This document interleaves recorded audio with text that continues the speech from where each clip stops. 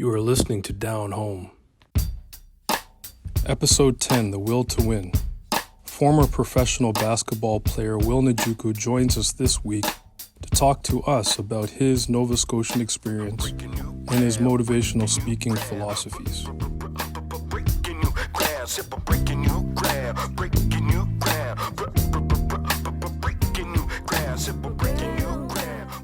Welcome to Down Home, the Nova Scotian experience from two Black men. This week's episode, we have Nova Scotian sports standout Will Njoku. Now, for those of our listeners that might not be into Nova Scotian sports, Will, tell us a little bit about yourself. Right now, I'm making it happen as a dad. That's my first priority. I got my three sons. I got an 11-year-old boy. My oldest boy, Jackson, just turned 11 last few days ago. My twins are 9. I'm with them. That's my love. That's my focus. That's my life right now. When I'm not doing that, I'm doing my motivational speaking online and doing presentations virtually. And then I just finished my Bachelor of Education degree, which is something my mom told me to get a long time ago. So listen to my mama. But again, things happen in the right time. And it's just, I can't even explain to you how the perfect timing it was for me to get my BED. I love to be teaching. I love to be in front of students. I love being in front of people as a leader. And I'm respected and as a leader and people draw me in to be a leader. And it takes a lot of responsibility, but I got the broad shoulders for it. I'm all about it. I like to not just talk the talk, but walk the walk. Just watching my kids grow older, enjoying time with them, and seeing people's lives change around me, especially in particular right now with COVID. It's we're all sort of just taking a step back and letting things happen. So I'm right there with you fellas, right? You just trying to get through the days and just waiting for that, either the vaccine to set us free or the summer set us free. Summer's gonna happen soon. But that's me. That's me right now in a nutshell. Yeah, cool. That's great, man. Broad question for you. What has the Black Nova Scotian experience been for you over your lifetime there? I really haven't had a Black Nova Scotian experience. Really? No, I haven't. I've had an African Nova Scotian experience. Okay. Right? Because, moving from Ghana, my family's Nigerian, moving from Ghana to Canada to Cali Hill when I was 4 years old, I was isolated into an environment where it's my family and then the Nigerian community. And so, everything we did was through our community. And so it was still very much an Afrocentric environment. The language that was spoken mostly in my home was Igbo. When I went to visit my family, my friends, we got together, we were speaking Igbo, English as well, mainly. And so the food we were eating was fufu and gari and mai and fried plantain and curry goat. We were eating traditional African food. So to me, my experience was an African experience, especially, essentially right through to I started to travel. And actually, until I started hooping and I started meeting some, other than, the 10, I don't know how much, Jay Jones, how many Black kids were at our school in Chibouctica Heights? I mean, there might have been 6, maybe 6 to 12. Okay. Yeah, I count as 2 because I was so tall. Maybe that's what I'm thinking. Tony Marsman, the Skier brothers. Yeah. Right. So the Skier brothers. Yeah. Bobby Parsons brothers. Right.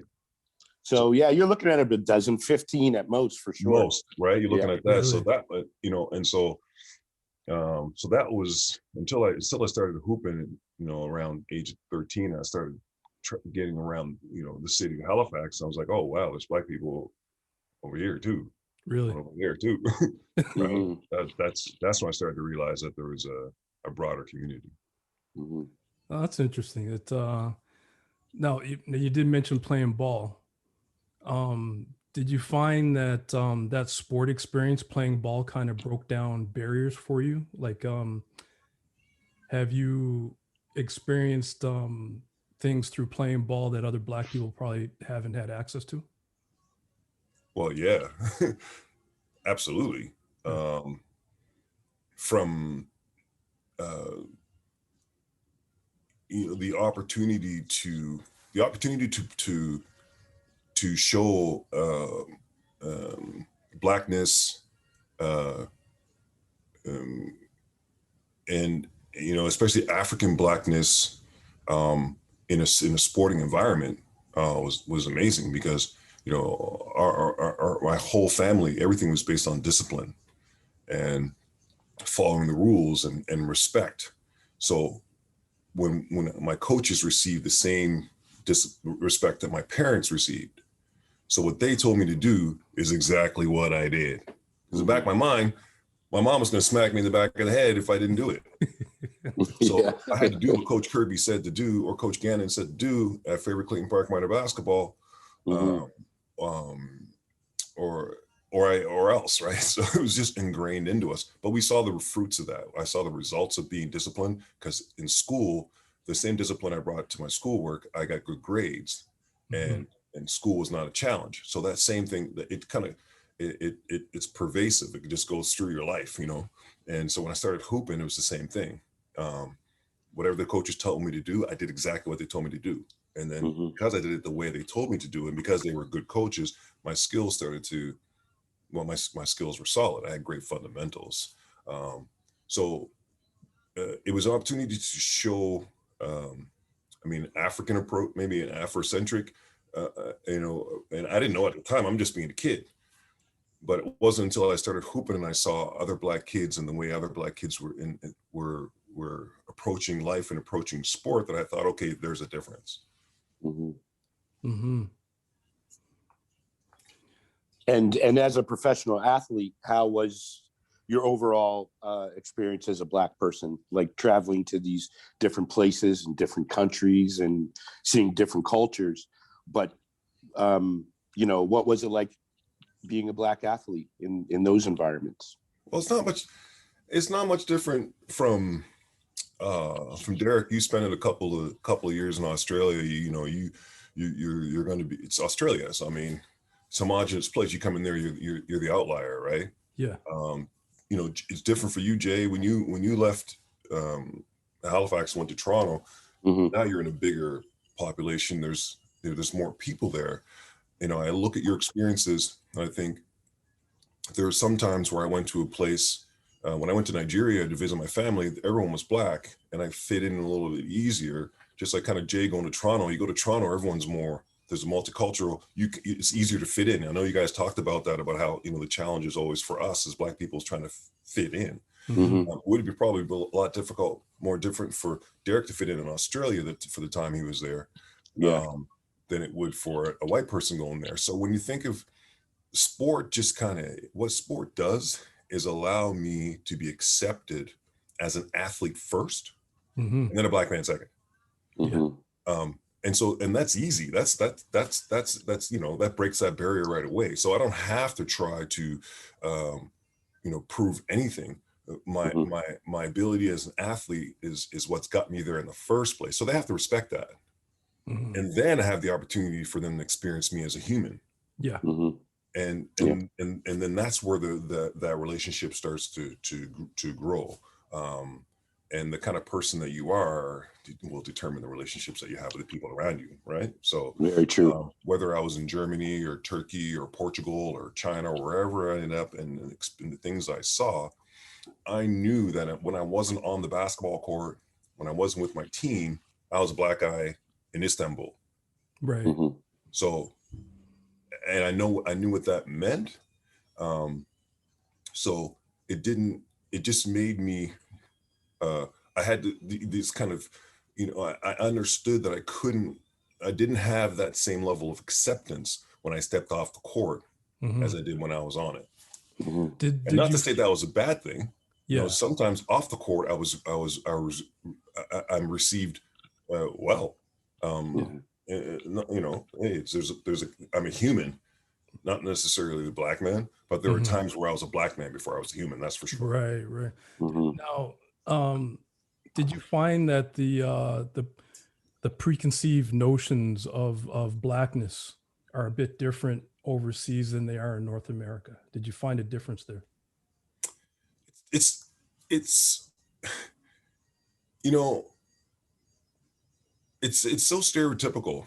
I'll give you a story. I was walking in Istanbul one time, and in Turkey, and city of I don't know, 30 million people, I don't know, 15 million people. And I'm walking in this place called Taksim, just enjoying my afternoon. And I kind of walk around a corner and I see 3 or 4 African guys coming towards me. And so I'm like, oh, black people. So I give them that energy that we give each other, that connects us. Yeah. Just what's going on, what's up, give them a little nod, the nod. Yeah, yeah. And and they were so cold to me. And I was like, yeah, you know what, William, right now, you probably dress like a foreigner. You look like someone who's not African. Mm.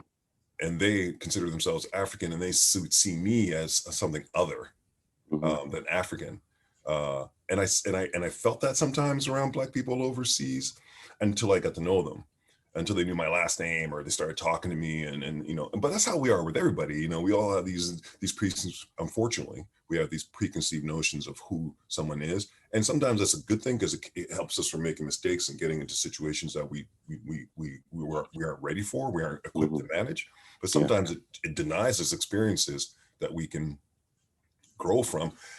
And the strange thing is, in Istanbul, my 2 closest friends outside of the team were 2 Nigerian guys. Right. One guy played in the Division 2, and one guy was just a local hustler. He was just a dude I met in the street one time. Yeah. And that was my homeboy. Like, he got anything I needed, CDs, music, anything, all the stuff that a brother needs when he's thousands of miles from home. This cat would get it for me. His name is George. I'll never forget him. So that one experience with those cats where I didn't make that connection didn't ruin it for me. I just knew that I can make a connection somewhere else. And I think that's why I remember that no matter what country I was in, not everyone was going to be all about me. Whether I'm on the court or off the court, but it's my willingness to be open to receive and to give when the time comes. Mm-hmm. Well said. Now, as a former professional Black athlete, what's changed for you since retiring? Has your experience in basketball, has that led you to other things? Obviously it was life-changing because you've seen a lot of things and you played for a long time and it was your life for a long, long time. Like, I remember you when you were just a kid, right? Now, did that sort of give you a stepping stone for other things you wanted to achieve after your playing career was over? Yeah, I mean, perspective. Really, what those experiences gave me was perspective, right? It's one thing to talk about, the Black experience in the United States through slavery and all the crops that our ancestors had to work with, cotton and tobacco. But I was in China one time and we were getting on a train to go from one place to another. And I remember getting on the train and I fell asleep. And I woke up and I was like, looked out the window. I thought, whoa, when did it snow? I looked at the other side of the train. I'm like, fellas, when did it snow? They said, what are you talking about? I said, when did? And I looked a little harder. Cotton. Oh my goodness. As far as your eye could see this way, as far as your eye could see that way, cotton. And for the first time, instead of hearing about cotton fields, I saw them.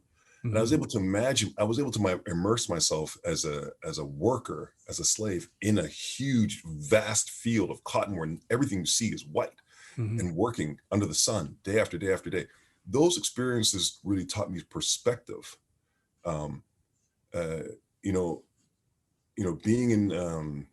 Being denied access to go into a bar in Belgium, because of the color of my skin, that taught me perspective.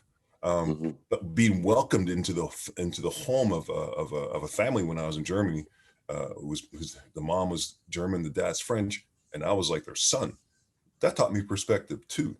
That's what is really I got from my basketball experience. That's what I received from traveling down a highway to go play a game with, I'm playing it in Argentina, the national team. We have an opportunity to play a game, but every day we go to this arena, we drive by this community of shacks, where people are, there's mud, there's some light, there's no running water. And I'm wearing like Nike gear top to bottom, thinking I'm so cool. And every single day I see people just struggling, and that was never lost on me. So the human experience was something that I really was able to capture and realize that there's so many things that bind us, so many more things that bind us, and so few things that really divide us. And so now as an adult, that perspective has shaped everything I do, everything I say, how I feel, how I respond.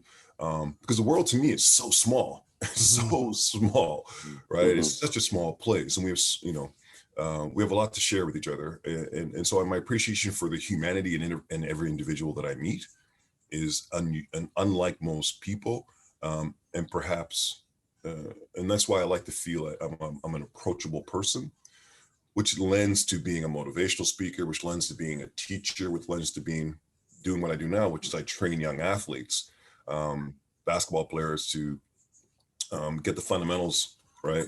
Fundamental, right? You don't get the mental part down, you ain't gonna have any fun. Yeah. Keep hammering that into them. And so, traveling as an athlete and playing ball and failing, succeeding, all those things are will shape us.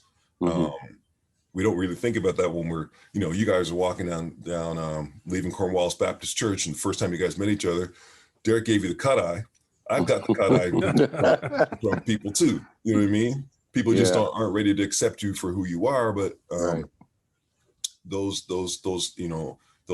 wins and losses in all the arenas of life, they make you grow. Yeah, right? They do a lot for you. So, I mean, that basically lends itself to the next question: is what advice would you give to a young athlete coming up now? Probably just that. But it seems I love the fact that you're really taking your experiences and trying to instill that in them as well, especially on the mental side. Maybe I just answered your own question. I don't know. Well, no, I mean, there's I think now, with so much gratification coming instantly, right? You guys remember how we used to record songs on the radio? Yeah. We'd be holding that, waiting to hit that button just before the DJ was, you know what I mean? Like we're of that culture where we're super patient. You know what I mean? Like we didn't have computers. We wrote everything out. We didn't have instant access to information. We had to go to the library and read. We had to wait. If you missed the episode of the Dukes of Hazzard the night before, or Sanford and Sons, right? If you missed A Different World, Different Strokes, if you missed an episode, you were not going to see that episode. That was it. You had to live with that. Yeah. And when people came to school the next day and were talking about it, you were hot. But at the same time, true. You know what I'm saying? Like you remember that, but at the same time, you're happy because you were able to get that information. Yeah. And what I find our generation, especially during the pandemic, is our generation is so used to being patient. We're so used to having these moments of emptiness and quiet and waiting, that I really, hope that the generation of kids that are going through this now are learning that and understanding how much you can grow in silence, how much you can grow while you're waiting for something to happen, and understand that, like, circumstances like this is a traumatic experience for all of us, but from this, as it stretches us in so many ways, mentally, physically, spiritually, socially, as it stretches us in so many different ways, that stretches, although maybe uncomfortable at first, every really uncomfortable stretch we take always finishes with that moment of feeling Yeah. better. And I Mhm. really, so I suppose the advice I would give the young people is be willing to be stretched, be willing to be a little bit uncomfortable in the moment, and not be concerned what other people think or how many likes or you're going to get on the gram or whoever or whatever. Um, but just be in the moment and know that the moment, what it's happening to you is actually happening for you, and in the end, it's gonna grow you. Yes. Awesome. Tell us a little bit about your endeavor into motivational speaking. Like, tell us what you're into, what it involves. Yeah. Give yourself a plug. Well, you know what? It started out. I had an idea way back in the when I was one of the coaches at the St. Mary's basketball camps, right down in the South End there, and I always ended up with the young kids. I always got the 5, 6 year olds, right, and no one else had that kind of patience. And we had a lot of fun. Like we were the kids. Like people were looking at our end, and they were like, "Oh, the kids, the 5 and 6 year olds are just." We were having so much fun. And I remember just thinking, like back then, I was like, you know what? If I was ever to do something like this again, I would do it, but I would call it Will to Win. I mean, I was 19 years old. 10 years later, here I am working. I'm up on Hammond's Plains Road. There's a school just before you turn to Park Walk Road. I think it's Yeah. Hammond's Plains Elementary. Yeah. Yeah. Just before you turn to Park Walk to go to Pastor Leonard's church where I got married at. I was volunteering in that. Was I volunteering? I don't know. I was coaching Monday nights, Monday night after Monday night after Monday night, and I was talking to kids using that perspective that we just spoke of, that was gained from all the traveling I'd done. And one of the teachers really enjoyed the way I communicated with the kids, and one of the parents who turned out to be a teacher pulled me aside and said, "Can you come to my class and talk to my kids the way you're talking to these kids here?" So when I did that for her, she loved it, and I thought, wait a minute, well, what's business? Business is when you solve a problem for someone else and you receive a reward, right? And if it's financial, then that's business. Rewards aren't always financial. Um, uh, and that's one thing about when you're a motivational speaker, you get paid to go in and, so before I could, so I did that. I tried to seek more opportunities to get in front of audiences, bigger audiences. So instead of speaking to a class, it would be the whole school. And then I just started developing my story and then, reading, following other speakers. And I invested in a speakers college and received some information and try to shape my marketing in a certain way, in a certain direction. And then started to be drawn into some opportunities. And then last week I had 3 or 4 online presentations to some schools in Nova Scotia. There's a group in Alberta right now that's working with me to get out there. One of my buddies is in China. I'm putting something together. In Korea, putting something together to do something online for them. But the reason why the motivational speaking thing is, I think, works for me is because it's me. It's not some random story of trying to make it up to Mount Everest and I get to base camp and I want to tell everybody how I didn't make it to Everest. Yeah. My story is about my life. And I have a legit, a philosophy that I live by. It's not something that I just talk about and then walk away from. When you put the ball in the basket, you have to set your feet, right? Then you got to aim high. Then you got to follow through every day. Well, guess what? That's how you achieve any goal in life. You set your feet by getting a foundation in your education. You aim high by having a vision, a goal that you could achieve as long as you believe in yourself. You follow through by having that determination to miss that shot, get that rebound, miss that shot, get back up, bounce back from adversity, persevere. And then every day you take a step towards, you do something, you have a habit, you have a practice, something towards you improve yourself towards so you can achieve that goal. And set your feet, aim high, follow through every day spells safe. So I call the action plan SAFE. And it's like an armor. So, when you have that mentality, when you're led, when I speak to audiences and I ask them to lead with that action plan, there's 4 questions that they're asking themselves. 1, when you set your feet, you're saying, well, who am I willing to be? What is the truth of my experience? 2, aiming high is about where am I willing to go? Y'all know there's some places we shouldn't go when we were kids. Oh yeah. We still did it, right? Yeah. Yeah. And we learn from it, right? We learn from it. Even as adults, we're going. Some people be going some places they shouldn't be going. Yeah. But then the third thing is, well, what are you willing to accept? And this is where it for us as Black men, we get into this identity thing, and like, how much of this can I take? How much people are going to accept me just because I'm a human as opposed to being Black, right? And what are we willing to accept also is about tolerance. How much are we willing to tolerate in our lives, the things that advance us and the things that hold us back, the things that increase us, the things that decrease us, and others. How willing are we to accept being idle while other people suffer? How willing are we to let things happen to us and do nothing about it? That's when the follow through part of life is the hard part. The follow through factor is that's what when I talk about momentum, that's where in the moment you have to be, your body, your mind, your spirit, you got to be with it. You got to be as whole as you possibly can. So when it's time to fall through, you can make it happen. Not to say that you're going to succeed. You're probably going to fail, but knowing that when you fail, you're going to fail forward and the failure isn't final. And the final question is, every day, what are you willing to do right now?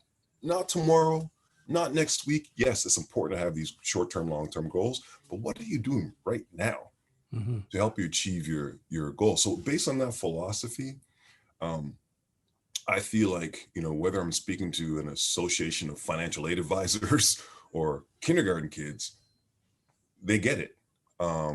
Because, the victory isn't always measured by the scoreboard.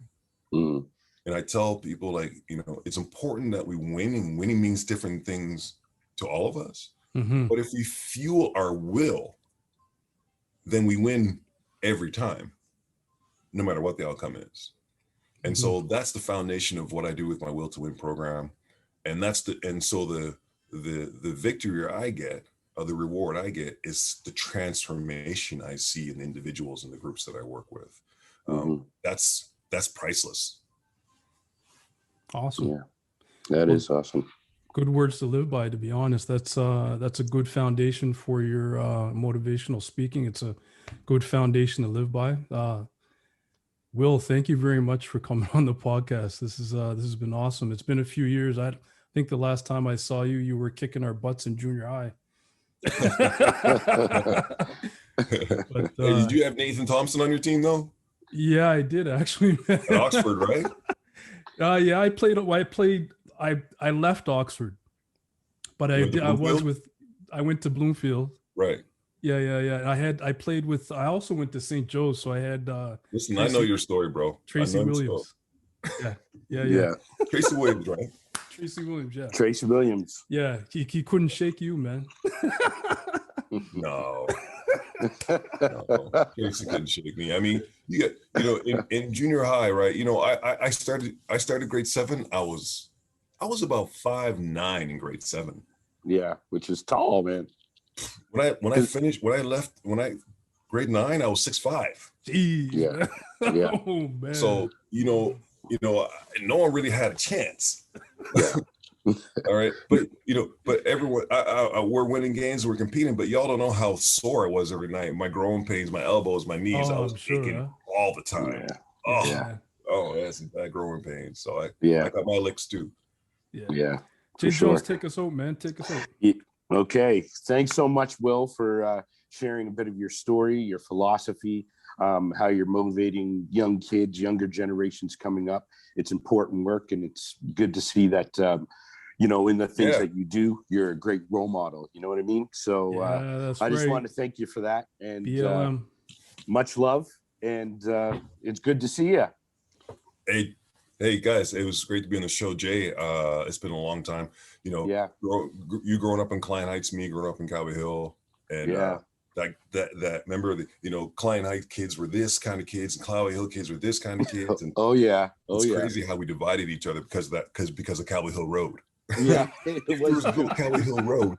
It would have been free for all. So it would have been everybody would have been everybody, right? Everything like Lauryn Hill, everything would have been everything, right? Yeah, for sure. And the one thing I love about that time was we always used to of course we picked on each other because we were from different neighborhoods, but we always kind of got together and played sports.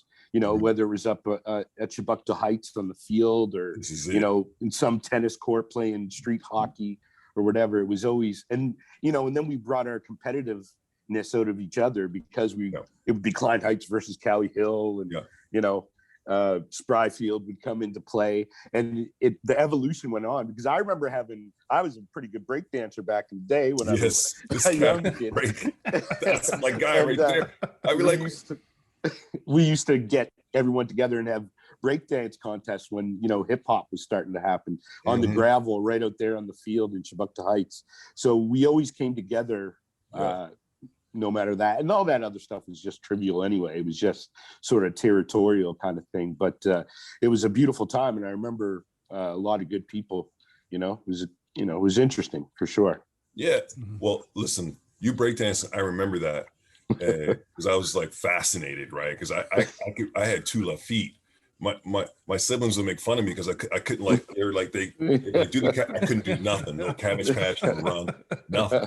I was just my body was growing too much this way for me to do anything this way. For sure. And we used to spend a lot of time on the hill up there in the playground in Chibukta Heights. Yeah. And you're right. We played football, we played baseball, we rode our bikes around, we played in the woods a lot. For sure. Right. You're right. And the weekends came. It was no longer Cowboy Hill or Klein Heights. It was just us kids having a good time. And we grew up in a really good neighborhood. Like we had although there were no basketball hoops. When you think about that, there were no basketball hoops. No, there weren't. No. You think Derek, you growing up in the North End, like there's hoops everywhere, There were hoops everywhere. Right. Now, if you had to be careful the times of day that you went to those hoops, man. They were all outside mostly. The one down by the square, you can only go certain times though. But it was not appropriate for young kids to go anywhere near close to sundown. Yeah, and those are some of the things that I didn't experience. Growing up in Cowboy Hill and then moving into moving into the pubs over there by Bears Road. That's where I moved there when I was 12. I lived there until I went to university. And so growing up in the pubs, we could go to that basketball court whenever we wanted. It was safe. It was a great place to grow up. Although it was public housing, like we all were in the same socioeconomic class. But because of that, there was no fighting. There was no, there was none of this. You're better than me. We all kind of had the same kind of lifestyle. And that's where I really first started to experience like more Black people and getting around and understanding like outside of the Afrocentric Black, into the Indigenous Black, from people who've been there for hundreds of years. And so, and then, like you guys talking about going to high school, I went to the West. I went from, I went to a junior high that was predominantly white, to an elementary school that was predominantly white, to a junior high that was predominantly white, to a high school that was predominantly white. At Halifax West, where you guys were able, when moving into Queen Elizabeth and St. Pat's, it's not as there was a little bit more of a coming together of the different classes and the different races. Although there's diversity for sure. There's more diversity. You guys are still minorities. I know you said that. And there's still challenges that came with that, but it wasn't really until I started to hoop and get into these teams and start to travel and go to Toronto and play on the national team that I started to see, different types of Black people as opposed to the different pockets that were in Halifax. One question I wanted to ask you, why did your family choose Nova Scotia when they came to Canada? That's a good question. My dad actually was really successful in Ghana and the work that he was doing, and he was able to to come to Canada. He went on a trip to Canada, and he was able to visit Newfoundland and Nova Scotia.